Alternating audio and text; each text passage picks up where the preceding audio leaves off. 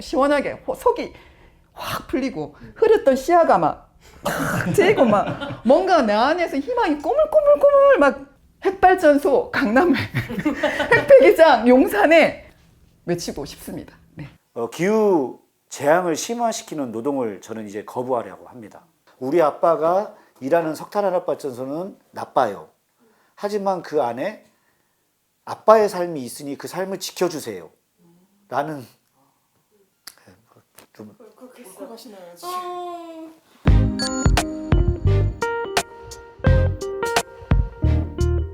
안녕하세요. 새알미디어의 강원주입니다. 907 기후정행진 바꿀토크 세 번째 시간인데요. 오늘은 기후위기 시대에서 에너지 정의와 정의로운 전환을 위해 활동하고 계시는 두 분을 모셨습니다. 세계 최대 핵발전소 밀집 도시인 부산에서 오신 임미아님과 태안화력 석탄발전소 노동자 이태성님 모시고 기후위기 시대 핵진흥과 석탄화력발전소 폐쇄 분위기 속에서 지역과 노동 현장은 어떤 위기에 직면하고 있는지, 또 기후정의를 위해 에너지 정책은 어떻게 변화해야 하는지에 대한 이야기 나눠보도록 하겠습니다. 두 분 안녕하세요. 안녕하세요. 안녕하세요. 일단 두 분 각자 소개를 좀 해주시겠어요? 탈핵부산시민연대 공동집행위원장이자 부산 한살림에서 활동하고 있고 우리나라 제일의 그 핵발전소 밀집 지역인 부산에서 사는 고통을 끊임없이 실감하고 있는 임미아라고 합니다. 충남 태안화력발전소에서 26살에 입사해서 올해 26년 차로 비정규 노동자로 일하고 있는 이태성이라고 합니다. 지금은 그 발전소 비정규직 동지들과 함께 석탄화력발전소 폐쇄 관련해서 공동투쟁도 함께 하고 있습니다. 세계 핵발전소 밀집 도시인 부산에서 오신 미아님께 먼저 질문 드릴게요. 윤석열 정부가 요즘 핵발전소 확대 정책을 아주 강력하게 또 추진을 하고 있죠. 기후위기 대응의 일환이라고 이제 핵진흥 정책을 추진하고 있는데 많이 비판들이 또 있습니다. 핵발전소 지역에서 살고 계시는 어떤 시민으로서, 그리고 윤석열 정부의 핵 정책으로 인해서 직면하게 되는 가장 큰 문제가 어떤 부분이라고 생각을 하시나요? 지금 현재 핵발전소가 세계에서 유례를 찾아볼 수 없을 만큼 밀집되어 있는 곳에 지금 수명 연장을 깨하고 있고 그것으로 지역의 고통이 계속 가중되고 끝나지 않을 것 같은, 그리고 그것으로 인한 어떤 시민들의 불안도 이제 해결되지 않는 상황이고, 거기다가 수명 연장을 하려면 거기서 나온 핵폐기물들을 처리해야 할 곳을 찾아야 하는데 그것을 지금 영구 처분장을 찾지 못한 상황에서 핵발전소 부진에 핵폐기장을 저장하는 문제까지 같이 합쳐서 지역은 핵발전소 운영 기간을 넘어서 40년, 50년 앞으로 끝나지 않을 그 기한을 명시할 수 없는 때까지 우리가 계속 고통을 받아야 하는 그런 어떤 불안함에 직면해 있는 것이 가장 큰 문제이지 않을까라고 생각합니다. 네. 최근에 11차 전력수급 기본계획 실무안이 이제 발표가 됐는데 거기에 보면 이제 신규 핵발전소 건설 문제가 또 거론되고 있어요. 지금 11차 정기본에 나와 5월 30일 날 발표가 됐는데 이 전력 수급 수요량을 굉장히 많이 부풀려져 있습니다. 이 부풀려진 이 수요량은 결국 더 많은 발전 시설이 필요하다라는 것으로 기열이 되고, 핵발전소를 더 지어야지 이 수요량을 감당할 수 있지 않냐라는 어떤 그 정부의 명분을 제공해주고, 그리고 기존에 있는 핵발전소로도 충분히 지역은 고통을 받고 있는데 거기다가 신규 핵발전소가 들어선다면 여기는 거의 죽음의 땅이라고 해도 과언이 아니고, 지금의 핵발전소는 옛날 고리 1호기, 1, 2호기, 3, 4호기를 지을 때보다는 용량이 한 기 자체가 고리 1호기의 2배가 되기 때문에 훨씬 더 위험하고 치명적이다라는 거를 사람들은 잘 모르고 있는 것 같아요. 그냥 한 호기 짓는데 이렇게 하지만 그 용량이 점점점 늘어나고 있습니다. 정말 난감하고 너무 공포스러운 일이다라는 생각이 듭니다. 네. 윤석열 정부가 이렇게 핵발전 확대에만 좀 몰두하면서 사실 이 전환의 기로에 놓여있는 석탄화력발전소 노동자들의 문제는 오히려 그냥 손을 놓고 있다, 방관하고 있다라고 밖에 보여지지 않아요. 정부의 석탄화력발전소 폐쇄 계획이 지금 어떻게 예정되어 있고 지금 폐쇄가 실제로 추진되고 있는 그런 과정이 어떻게 진행되고 있는지 좀 설명해 주시면 좋을 것 같아요. 같아요?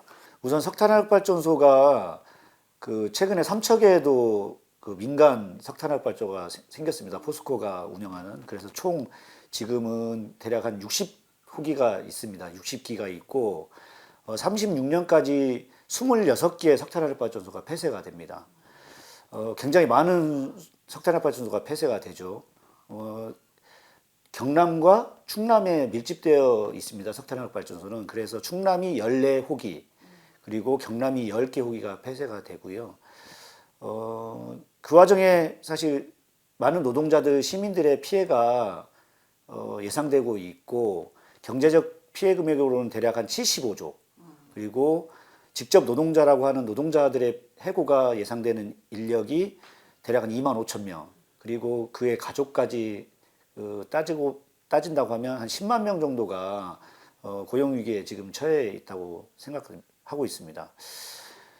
그럼에도 불구하고 하나의 구호를 가지고 같이 싸우고 있어요. 그 구호가 뭐냐면, 석탄화력발전소가 폐쇄된다고 해서 노동자와 지역 주민, 시민의 삶까지 폐쇄할 수 없다라는 구호 속에서 같이 지금 싸움을 지금 하고 있는 상황입니다.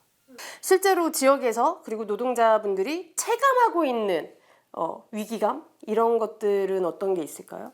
대부분의 석탄화력발전소가 중소도시인 해변을 끼고 있어요. 그 의존도가 거의 상상 이상을 초월한다. 그리고 지역에서 나오는 전기를 생산하면 지역 발전기금이라고 해가지고 그런 기금도 주거든요.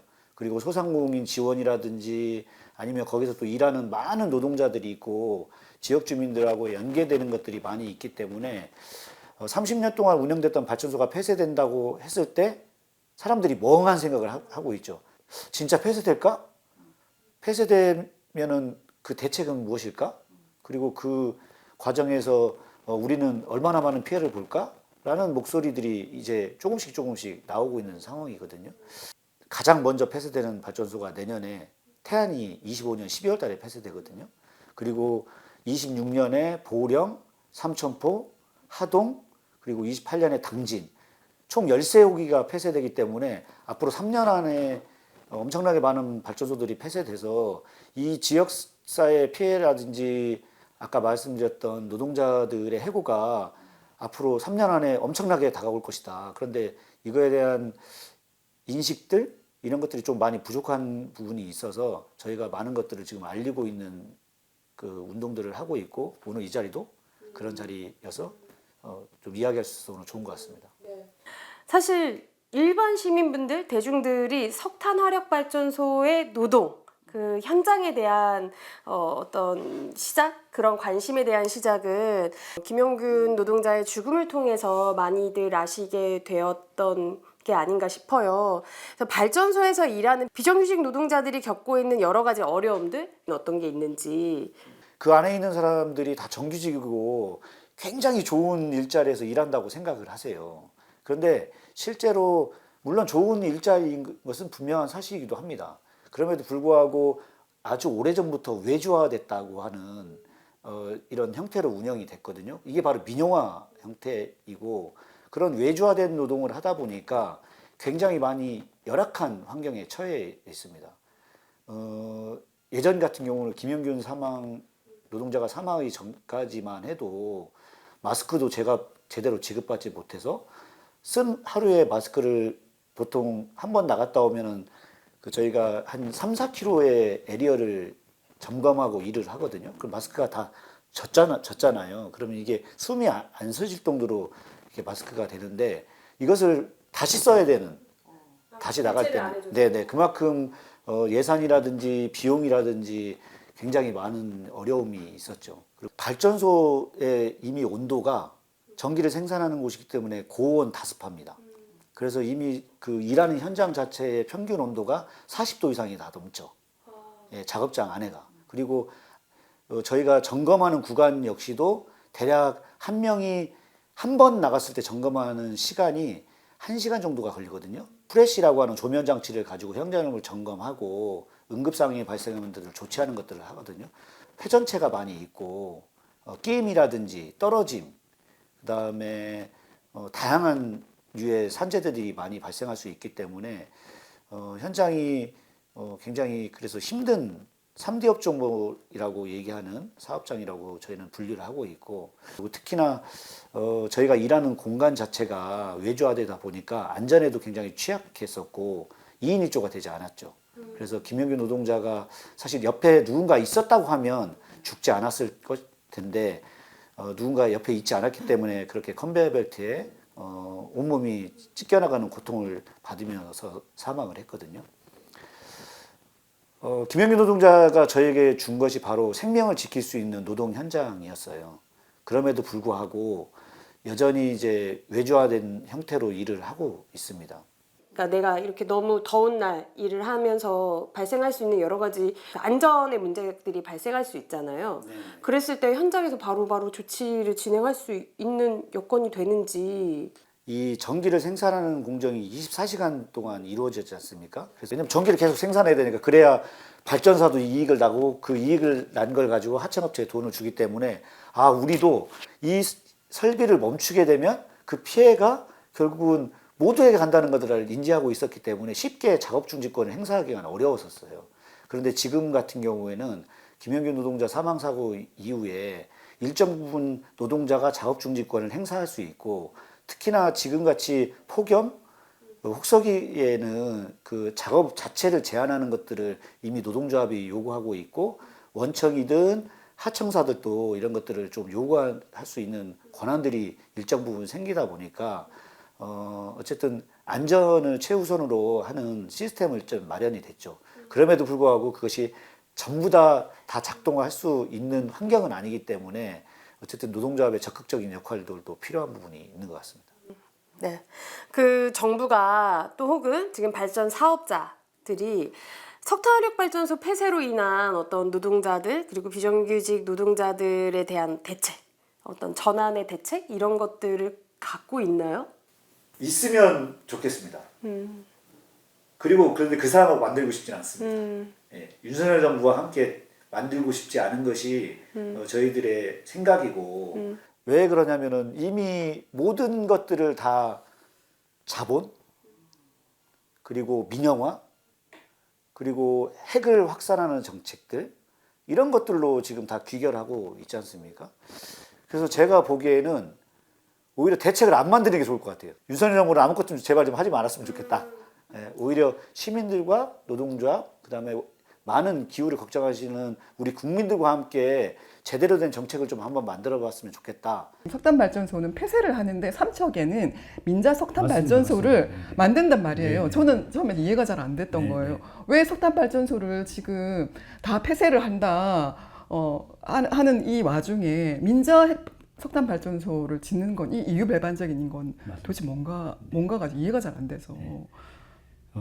결국 저희도- 노리는 건 그건가요? 민자? 그렇죠. 네. 민간이 이 에너지 시장이 돈이 된다는 것들을 이미 그 민간의 그 대기업들이 알고 있었죠. 그래서 GS, 포스코, SK 같은 경우가 지금 SK가 고성에 삼천포라고 하는 지역에 지금 건설이 됐고, 그다음에 GS의 강릉에 발전소가 생기고, 삼척에 블루파워라고 하는 포스코 건설이 짓는 발전소가 이제 생겼죠. 근데 그게 아이러니하게도 이미 다 이명박 정부 때 이 에너지 민간 사업자들을 허가를 해줬습니다.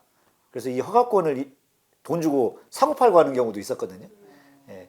그런데 기존의 공공기관이 운영하던 석탄화력발전소보다 2배 이상의 건설 비용이 들었어요. 그게 바로 소위가 말하는 그 민간 에너지 발전 카르텔이라고 하는, 보통 공기업이 건설하게 되면 대략 한 2조 정도의 돈이 드는데, 이 지금 강원도 쪽이나 민간이 진 발전소들은 5조가 넘었습니다. 예, 물론 그 안에 건설 단가도 올라오긴 했지만 그만큼 많은 돈이 그냥 국민들의 세금이 그냥 써여지는 형태로 이렇게 됐기 때문에 소위 말하는 대자본에게 저희가 먹잇감을 준 사례가 돼버린 거죠. 지역 주민으로서 고준위 핵폐기물 이 문제를 도대체 어떻게 받아들여야 할지 어떤 고민을 좀 가지고 계시나요? 저희가 핵폐기물 문제를 이야기할 때 가장 많이 드는 비유가 화장실 없는 아파트를 지었잖아요. 그러니까 그 사람이 이제 이렇게 생활을 하다 보면 쌓이는 쓰레기나 이런 것들도 처리할 곳이 필요하고 또 그것이 반드시 갖춰져야지 집도 허가가 나고 정화조를 설치해야 허가가 나고 이렇게 가장 기본적인 상식인데 그런 핵발전소라는 거대한 산업을 운영하면서 그것에서 나오는 핵폐기물들을 처리할 곳을 마련해 놓지 않고 앞으로도 마련할 수 있는 방안이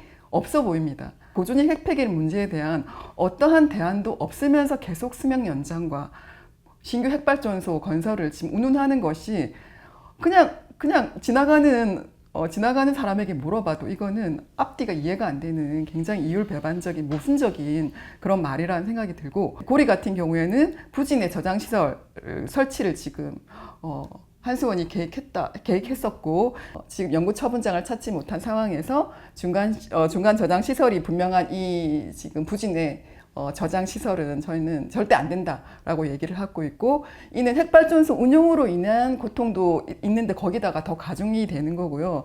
그래서 핵폐기물 치울 곳이 없으면 지금 당장 핵발전소를 멈추고 수명 연장하지 말고 신규 핵발전소 짓지 말고 그런 상황에서 사회적 합의와 공론화와 이런 것들을 해서 현명하고 제대로 된 핵폐기물 문제를 해결하는 것이 필요하지 않나 이렇게 생각합니다.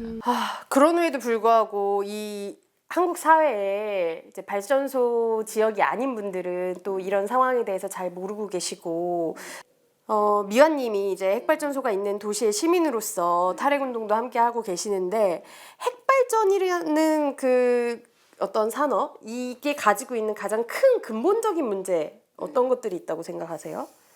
이게 지방에서 전력을 만들어 그 송전탑을 수십 기를 세우고 그 송전선로 아래에 있는 그 공동체와 자연을 파괴하면서 송전선로를 경기도와 그 전력 수요가 많은 경기도와 수도권으로 서울로 보낸단 말이에요.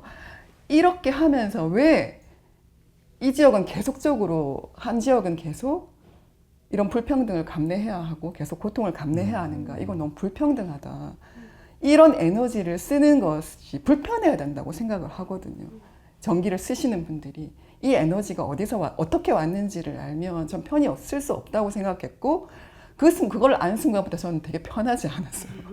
편의를 얻는 집단과 그로 인한 대가를 치르는 집단은 따로 존재한다라는 부분이 저는 너무 부정의하게 보였었어요.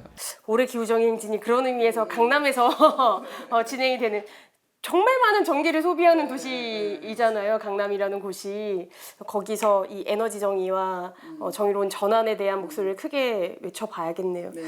우리 석탄화력발전소 노동자들 역시 이제 발전소 폐쇄에 따른 어떤 고용 불안의 문제. 근데 고용 불안의 문제로만 보는 것이 아니라 기후 정의 운동의 일환으로서 발전 노동자들이 함께 또 하고 있잖아요.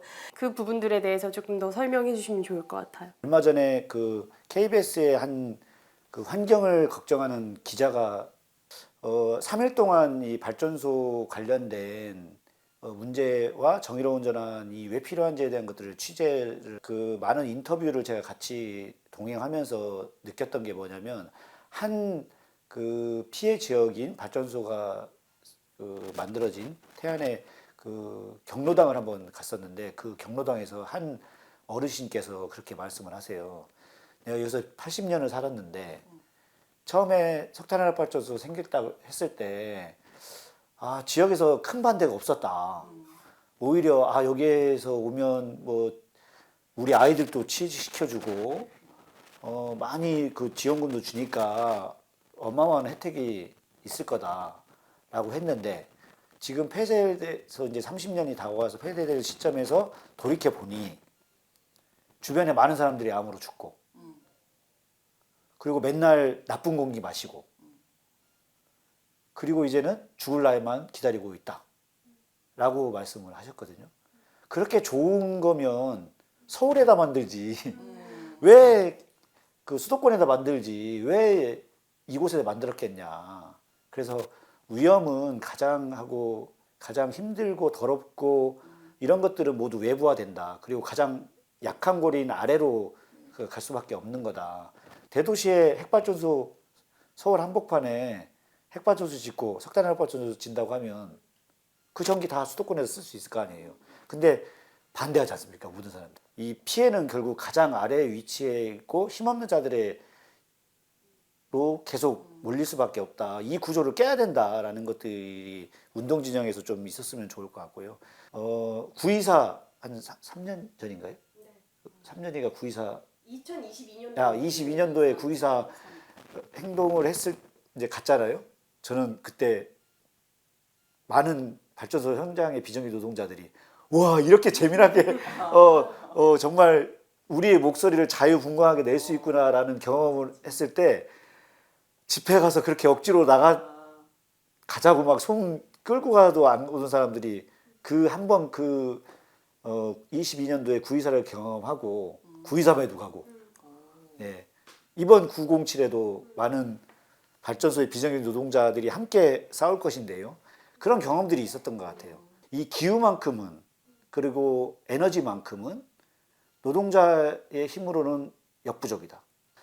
시민들과 함께 그리고 활동가들과 함께 이런 9.24, 9.23, 그 다음에 4.14 파업, 그 다음에 3.30 여러 가지 행진을 통해서 우리는 아주 소중한 경험들을 했다. 결국은 시민들과 노동조합이 함께 싸워야지만이 이 기후 재앙을 막을 수 있다는 것들을 경험했기 때문에 앞으로도 그런 싸움들을 더 많이 확산시켜야 되지 않나. 그런 파업을 할 때 가장 제가 행복했던 게 또 뭐냐면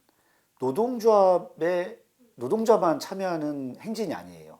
가족들이 이제 함께 나와요. 네. 아내가 같이 나오고 아이들이 같이 나오고 노동자들이 드는 피켓에 이런 문구가 적히게 되거든요. 내 딸 에레언이를 위해서 나는 기후정의를 만들겠다. 노동자의 힘으로. 이런 문구가 생기고 아이들이 같이 나와서 우리 아빠가 일하는 석탄화력발전소는 나빠요. 하지만 그 안에 아빠의 삶이 있으니 그 삶을 지켜주세요. 라는 좀 그 사진이 있어요. 네. 두 딸이 같이 찍으면서. 네, 근데 가족과 함께 나의 문제를 행지에서 외칠 수 있다. 그거 되게 멋진 일인 것 같아요. 근데 그게 저만 그런 게 아니라 많은 동지들이 같이 가족들과 함께 나와서 그 싸움을 하기 때문에 그 의미가 더 크다고 생각되는 거죠. 노동조합 내에서 지금 현장 노동자들이 가진 어떤 그 고용 불안의 문제를 해결하기 위해서 또 다른 어떤 실천들 구체적으로 하고 있는 그런 활동들이 좀 있으세요? 지금은 어쨌든 입법 활동이 필요한 지점들이 있고 그리고 우리가 말하는 햇빛과 바람은 우리 모두의 것이기 때문에 그것을 지금 민간 자본이라든지 정부가 민영화 정책을 통해서 지금 그 재생에너지를 대기업에 지금 먹잇감으로 주고 있는 상황이기 때문에 그것을 막는 지금 공공 재생에너지를 만드는 활동들을 지금 현장에서 지금 하고 있고 무엇보다도 이제 비정규직 단위 같은 경우는 어쨌든 저희가 고용 불안이라고 얘기를 하지만 사실 고용 불안이 아니라 해고입니다. 예, 정확한 표현은 해고가 당하는 거고 그것도 해고도 저희 스스로에 원해서 해고되는 것이 아니라 국가의 정책으로 해고가 되는 거거든요. 그렇기 때문에 그 과정에서 정의로 전환을 요구하고 노동자들의 총고용 보장을 요구하는 그런 투쟁들에 대한 사항을 지금 하고 있습니다. 그래서 사실 핵발전도 비슷하잖아요. 발전소의 노동자들, 핵발전소 지역 주민들, 송전탑 경과지 주민들과 같은 분들이 희생을 강요받지 않는 기후정의도 실현할 수 있는 에너지 정책을 위해서 근본적으로 어떤 변화가 좀 필요하다고 생각하세요? 공공 재생에너지로의 확대를 얘기를 하는데 재생에너지의 확대만이 아니라 공공 재생에너지인데 이때의 공공은 국가 주도가 아니라 공공이 함께 협동과 연대로서 이렇게 재생에너지를 훨씬 더 많이 보급하고 쓸 수 있도록 하는 공공 재생에너지로의 전환이 당연히 필요하고요.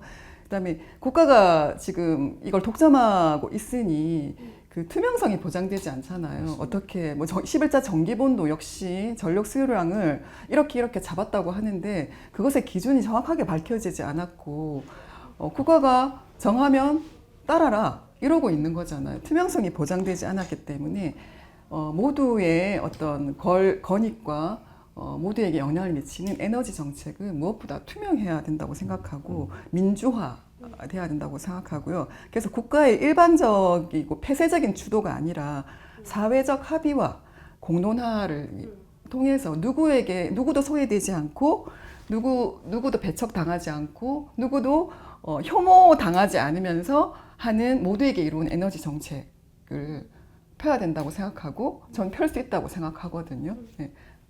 의지를 가지면 된다고 생각합니다. 의지가 안 되는 거죠. 그래서 그리고 또 저는 시민들이 에너지 정책은 너무 거대한 산업이기 때문에 국가 기관 산업이기 때문에 국가가 또는 거대 기업이 하는 게 맞아. 돈이 많이 드니까라는 그런 인식을 좀 바꿨으면 좋겠어요. 예. 에너지는 우리가 작게도 할 수 있고 그것이 가능하다라는 걸 우리가 지금부터는 경험해야 된다고 생각하거든요. 그 경험의 장을 저는 우리 공공이 마련해야 된다고 생각하고. 그래서 진실과 오해가 있는 부분이 있는데 여기서 공공재생에너지라고 우리가 노동조합이 이야기하고 있고 시민들한테 만났을 때 시민들의 반응이 뭐냐면 그럼 햇빛 협동조합도 다 니네가 하겠다는 얘기야? 아니면 우리가 말하는 시민들이 그 스스로 만드는 전기도 니네가 다 통제하겠다는 거야? 뭐 이렇게 오해를 하시는 부분도 분명히 있습니다. 근데 그런 영역까지 그 공공을 중심으로 한다는 것이 아니라 누구나 그 아까 제가 말씀드렸던 것처럼 햇빛과 바람은 우리의 모두의 것입니다. 거기에서 생산하는 전기를 누구나 손쉽게 쓰는 것이 실제로 많은 그 화석연료 에너지 전환을 빠르게 할 수 있는 거거든요. 그래서 저희가 요구하는 것은 산업용이라든지 그다음에 많이 쓰는 상업용이라든지 이런 전기들을 재생에너지로 빨리 전환하고 그 역할을 공공이라고 하는 국가의 주도하에 하는 산업으로 만들어가야 된다. 대기업과 외국계 자본이 이것을 침탈하는 방식으로 하는 것이 아니라 공적 영역에서 이걸 담당을 해야 된다라는 것이고 아까 미화님께서 말씀하셨던 이때 가장 중요한 것이 바로 민주적 통제라는 개념을 반드시 도입해야 된다. 시민들이 이런 것들을 관리 감독하고 노동조합에서도 이런 것들이 제대로 운영될 수 있도록 하고 그런 것들을 통해서 재생에너지로 전환한다고 하면 결국은 이런 거부감들이 굉장히 빠르게 해소되고 화석연료 시대는 종식을 시키고 빠르게 재생에너지로 갈 수 있는 길이지 않을까라는 생각을 좀 많이 하고 있습니다.